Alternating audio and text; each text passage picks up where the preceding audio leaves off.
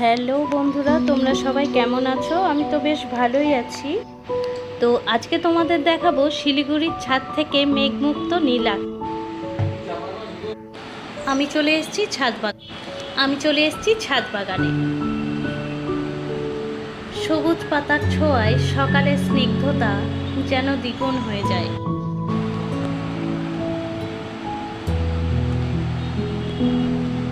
শিলিগুড়ির আকাশে পাহাড়ের এই মায়াবী রূপ প্রতিদিন মনে করায় প্রকৃতি কত সুন্দর।